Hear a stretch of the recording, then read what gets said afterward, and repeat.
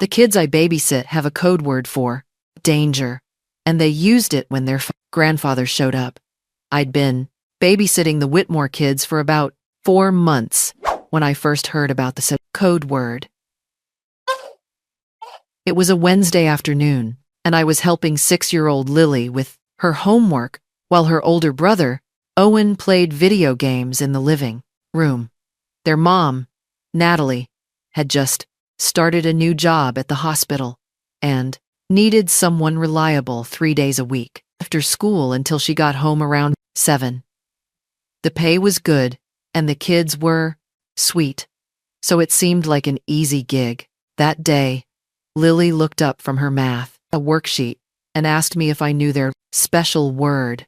I said I didn't know what she meant, and she glanced at Owen, who paused his game and walked over. He was 9 and took his role as big brother seriously, always making sure Lily stayed safe. Owen explained that their mom taught them a code word to use if they ever felt unsafe or needed help, but couldn't say it directly. The word was Lighthouse. If either of them said Lighthouse in a sentence, it meant something was wrong and I needed to pay attention. I asked why they needed a code word, and Owen's face got serious in a way that seemed too old for a lie. 9-year-old, he said their grandfather wasn't allowed to see them anymore, and if he ever showed up, they were supposed to use the word. Lily added that Grandpa used to be nice, but then he got mean and scared Mommy. She said, sometimes people's brains get sick and they don't act like themselves anymore. I could tell Natalie had worked hard to explain it in a way that made sense to them without being too scary. I told them I understood and would remember the code word, then asked if they wanted to tell me what their grandfather looked like, so I'd know if I saw him. Owen pulled out his mom's phone, which she'd left for emergencies, and showed me a photo 2 years ago. A tall man with gray hair and a thick beard, smiling at the camera with his arms around both kids. He looked like a normal grandfather, and that somehow made it worse. That conversation stuck with me, but I didn't think too much about it at the time. Natalie had seemed stressed when she hired me, but I figured it was just the normal chaos of being a single parent with a demanding job. She told me during the interview that the kid's father wasn't in the picture, and her own parents weren't available to help, which I now understood meant something more complicated than just being busy. Over the next few weeks, I noticed small things that seemed unusual. Natalie always texted me when she was exactly 5 minutes away from home. She'd installed cameras at every door and checked them obsessively on her phone. The kids knew not to answer the door for anyone, even people they recognized, unless their mom had specifically told them someone was coming.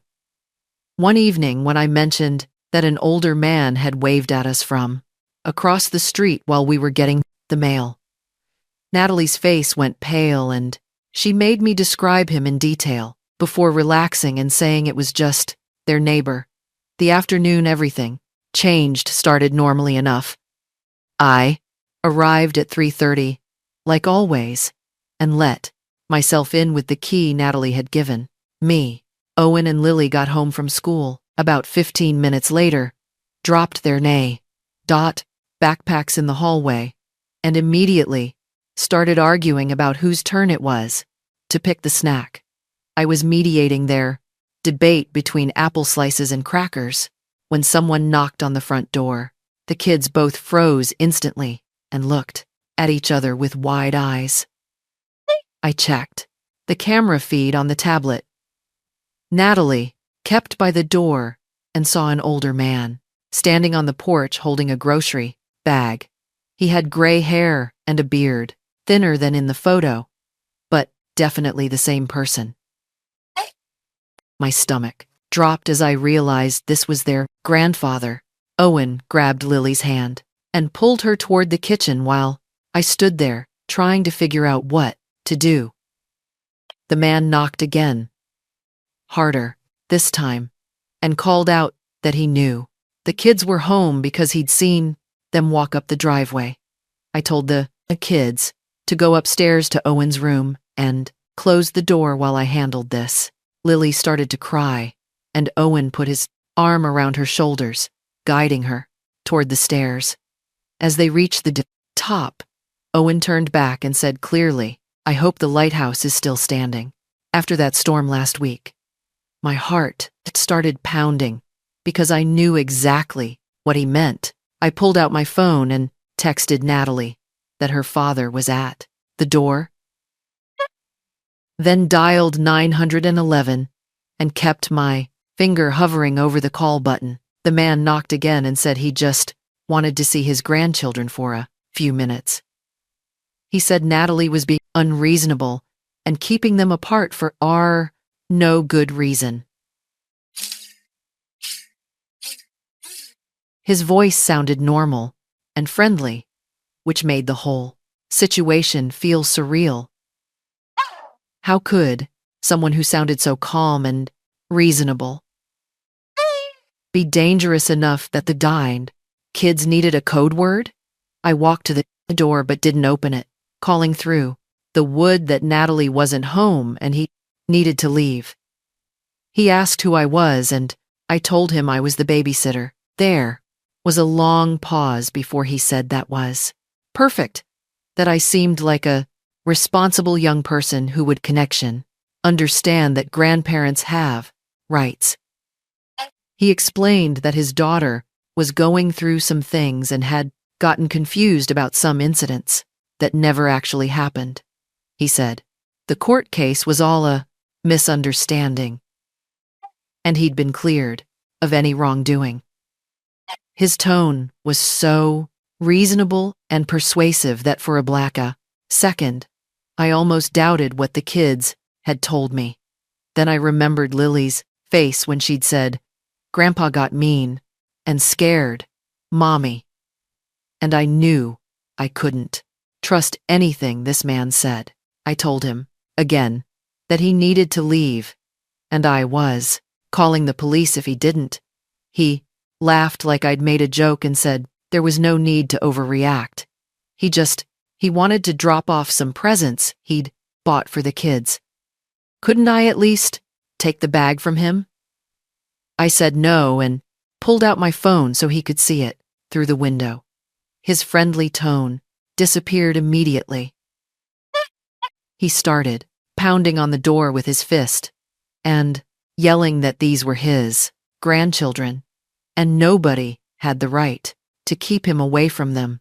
He said Natalie had poisoned their minds with lies, and he was going to make sure everyone knew the truth. The kids could hear him from upstairs, and I heard Lily crying louder.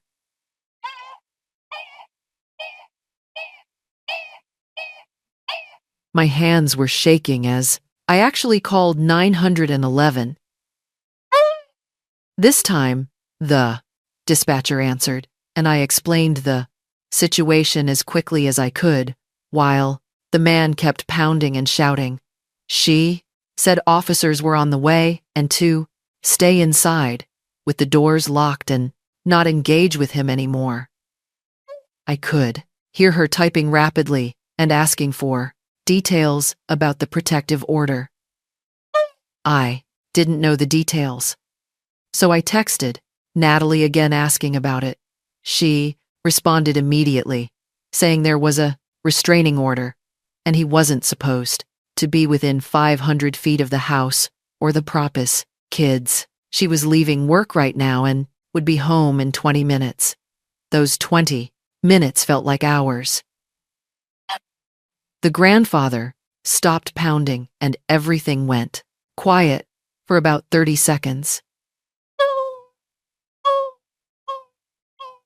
At the camera and saw him walking back to his car an old blue sedan parked across the street. For a moment, I thought he was leaving, but instead, trunk and pulled out a metal baseball bat. My entire body went cold as I watched him walk back toward the house, swinging it casually. He called out that if I wasn't going to be reasonable about this, he'd find another way in. He walked around the side of the house, toward the backyard, and I lost sight of him on the camera. I ran upstairs to Owen's room, where both kids were, huddled together on the bed. Owen had his arms around Lily and was whispering that everything would be okay. I told them police were coming, and their mom was on her way home, and we just needed to stay quiet and safe up here. Then I heard glass breaking downstairs. He'd smashed the sliding door in the kitchen. I pushed the kids into Owen's closet and told them to stay there no matter what. Then I grabbed Owen's wooden baseball bat from beside his bed. My hands were slippery with sweat as I gripped it and positioned myself between the closet and the bedroom door. I could hear heavy footsteps downstairs and the man calling out for Owen and Lily in a sing-gong voice that made my skin crawl. He was saying he'd brought them presents and didn't. They want to see what Grandpa bought them. The stairs slowly, one at a time, and each creak of the wood made my heart pound harder. I could hear Lily crying quietly in the closet and Owen shushing her gently. The footsteps reached the barred top of the stairs and paused. I held my breath and tightened my grip on the bat. Then his voice came from right outside the door, saying he knew they were in there and they needed to stop playing games. The door knob started to turn, and I raised the bat above my head, ready to swing at anyone who came through. The door opened slowly, and I saw his face angry and determined, nothing like the smiling grandfather from the photo. He saw me standing there with the bat and actually laughed, saying I was just a kid myself and needed to put that down before someone got hurt.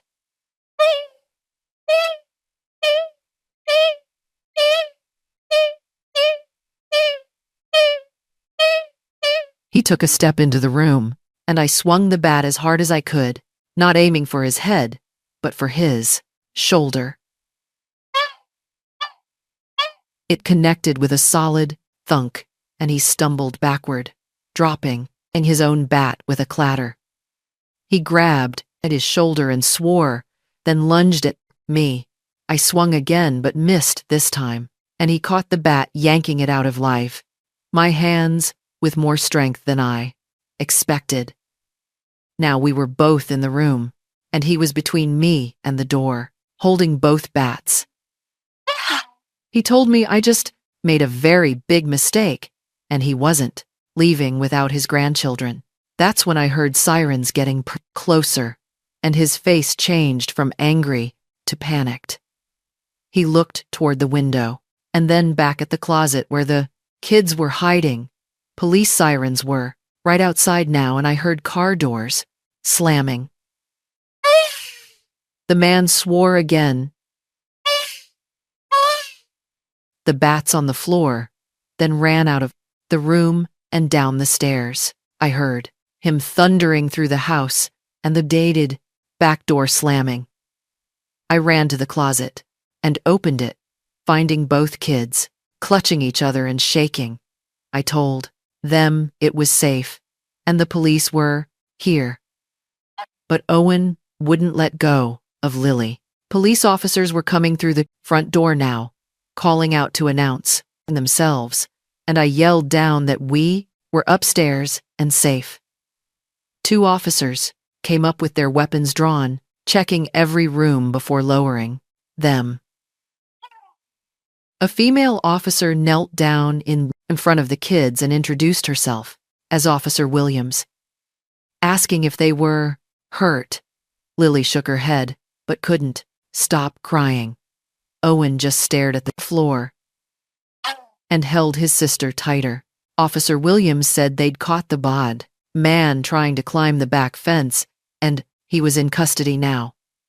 She asked if I could tell them exactly what happened. I walked them through everything from the Safed. First knock to him, breaking in with the bat.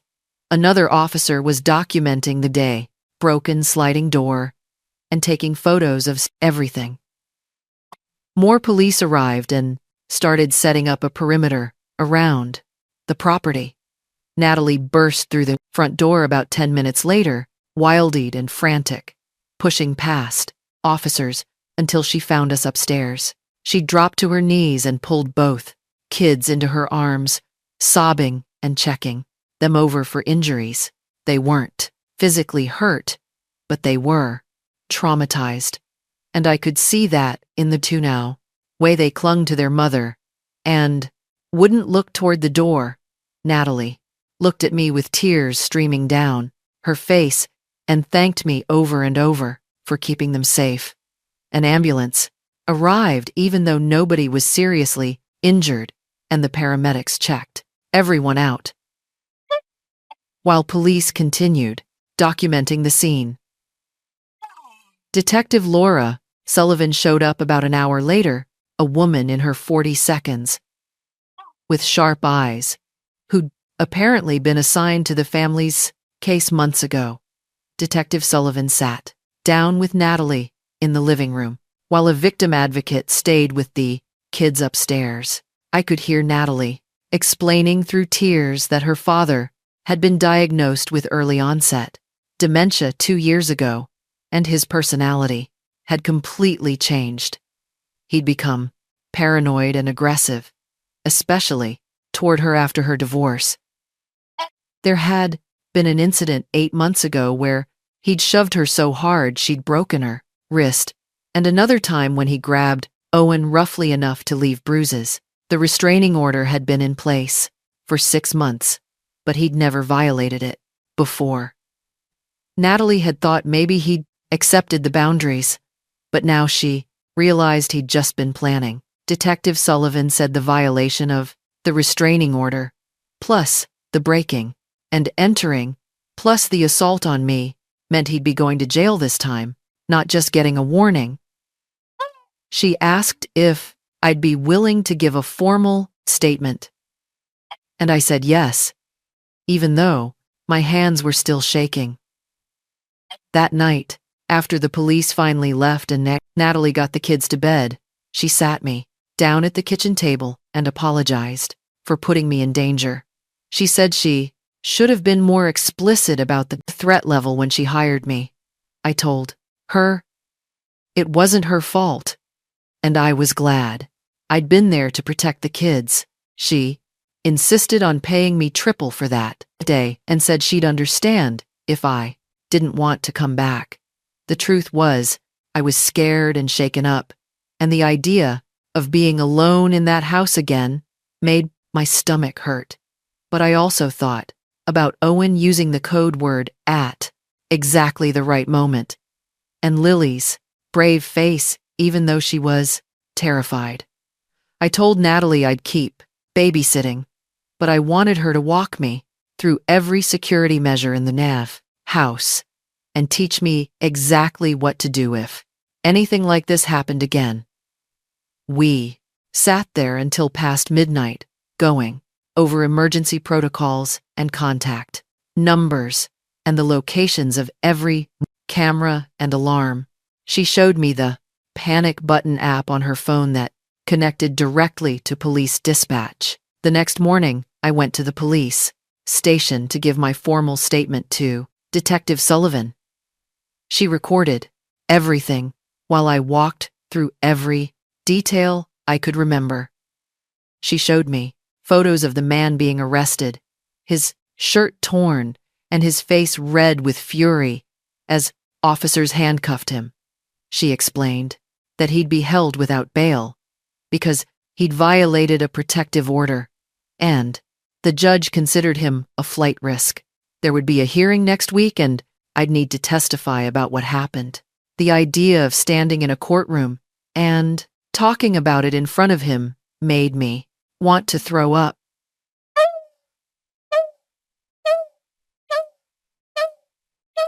But Sullivan said my testimony would be crucial for keeping him locked up longer. She also mentioned that Natalie's father had a history I didn't know about. Before the dementia diagnosis, he'd been arrested twice for assault. Once against Natalie's mother before she passed away, and once against a neighbor. The dementia had apparently removed whatever impulse control he'd maintained before. I started having 1 nightmares after that day. Sweating and seeing his face in the bedroom doorway, or I'd dream that I hadn't locked the closet and he'd gotten to the kids.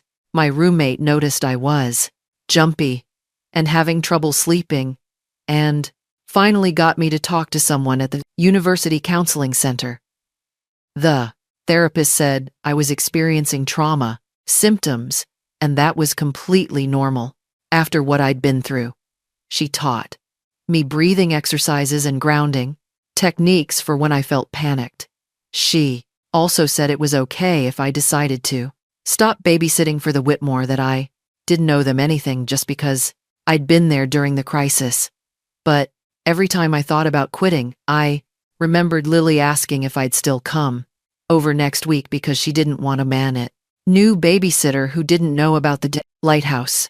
The code word had worked exactly how it was supposed to. And that meant something. The preliminary hearing happened on a Friday morning, and I had to miss my classes to be there. The courthouse was cold and intimidating, with its high ceilings and marble floors.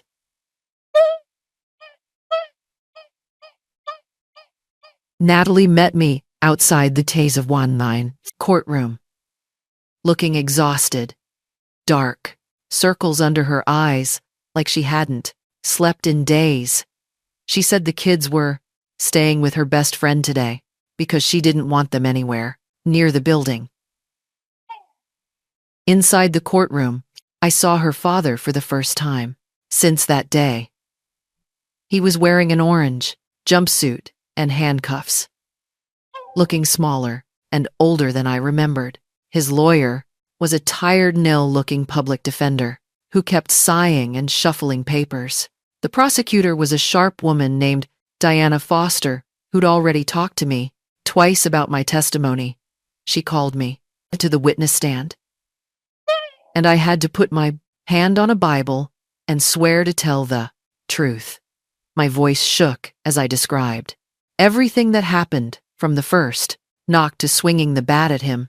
The defense attorney asked if I'd actually seen him hurt anyone or just heard the kids' stories about past events. I said I saw him break into the house with a weapon and chase me upstairs, which was enough for me.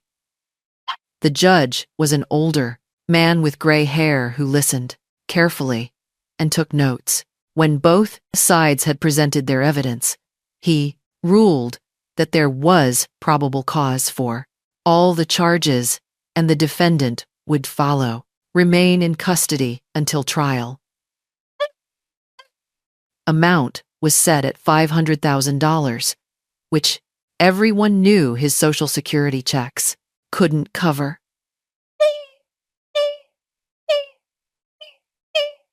Relief when the judge announced it. Outside the courtroom, Diana Foster explained that the trial wouldn't happen for several months because the court calendar was backed up. In the meantime, the restraining order would remain in effect and be extended to include me since I'd been threatened. She said I should document anything suspicious, any unknown cars parked near my apartment or campus, any feeling of being watched or followed. The dementia made him unpredictable, and they couldn't be sure what he'd do if he somehow made bail. That possibility terrified me more than I wanted to admit. I went back to babysitting the following Wednesday, and the kids were different than before. Owen was quieter and stayed close to wherever I was in the house. Lily had started wetting the bed again, according to Natalie, something she hadn't done since she was 4. Both of them flinched at unexpected sounds and wouldn't go near the sliding door that had been repaired with new, reinforced glass. Natalie had installed an alarm system that beeped whenever any door or window opened, and the constant monitoring made the house feel like a fortress. The kids were seeing a therapist twice a week who specialized in childhood trauma, and slowly they started to seem more like themselves. Owen smiled at jokes again. Lily stopped, asking every 5 minutes if Grandpa could get out of jail, but I could tell something had fundamentally changed in me, how they moved through the world. They'd learned too young that people who were supposed to love you could also hurt you.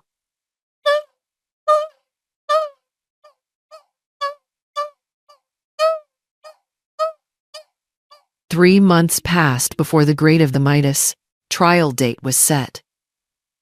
I'd become almost part of the Whitmore family. I was there 4 days a week now because Natalie had been promoted and needed more help. I attended Owen's school concert and Lily's soccer games. I helped with homework and made dinner and read bedtime stories.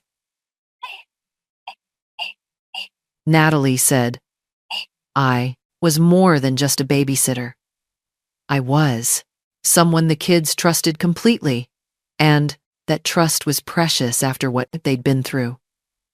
The night before I was supposed to testify at trial, I couldn't sleep at all. I lay in bed, rehearsing my answers to the questions Diana Foster had prepared me for. I worried about forgetting important details or saying something wrong that would hurt the case. My roommate brought me chamomile tea and sat with me until I finally dozed off around 3:00 the morning. The trial lasted 4 days. I testified on the second day. Through everything again, with Diana guiding me through questions. Defense attorney tried to make it seem like I'd overreacted, that an elderly man with dementia wasn't really a threat, and I'd been the one who escalated by swinging a bat at him. Diana objected multiple times. Judge sustained most of her objections. When I stepped down from the witness stand, my legs were shaking so badly I nearly tripped.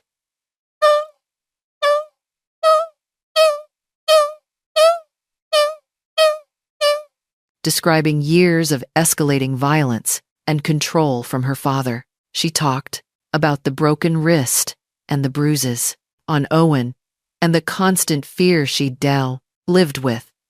Owen's pediatrician testified about the injuries he'd documented.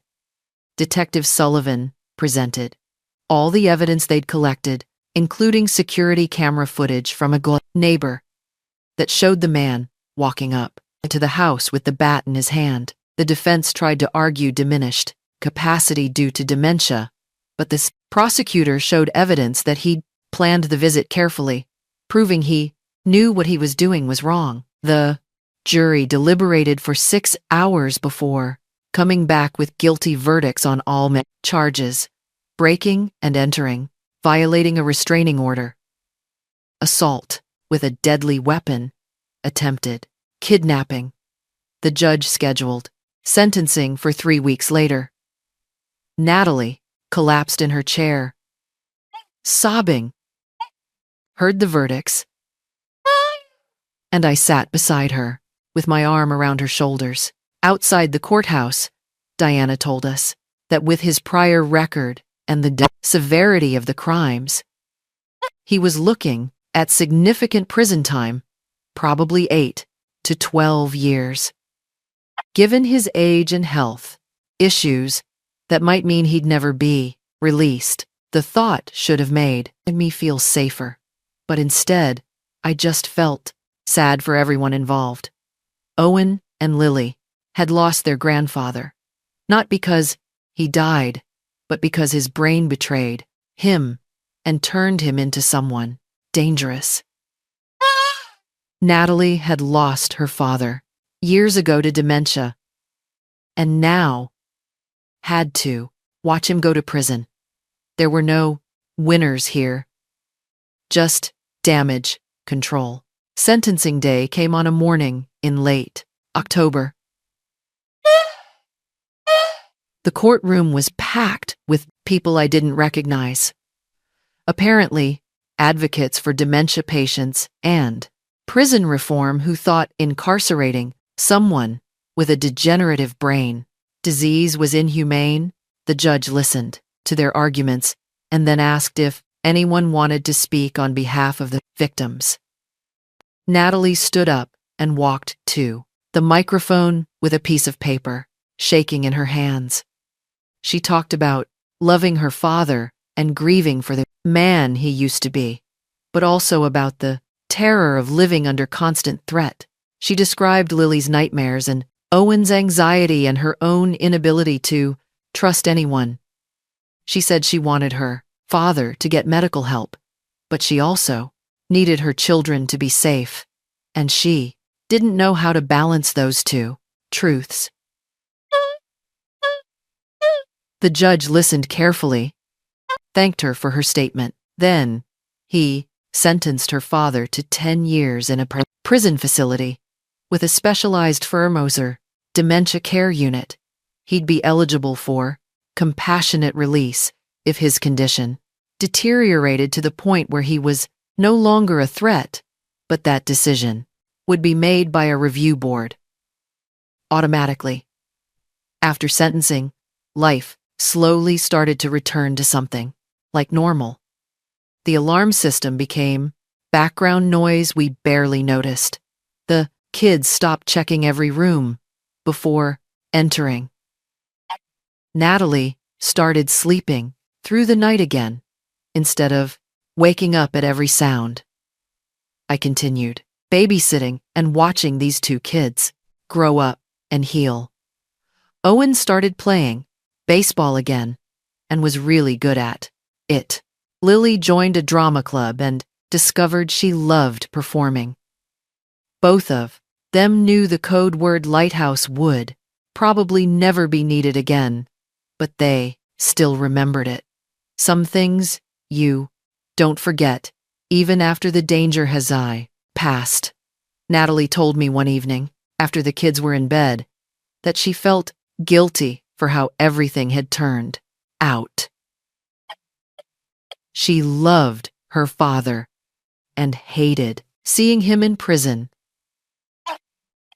deteriorating further every time she visited. But she also knew she'd made the only choice available to protect her children. Sometimes there are no good options, just less terrible ones. A year after the trial, I graduated and moved across the country for a job. The goodbye with Owen and Lily was harder than I expected.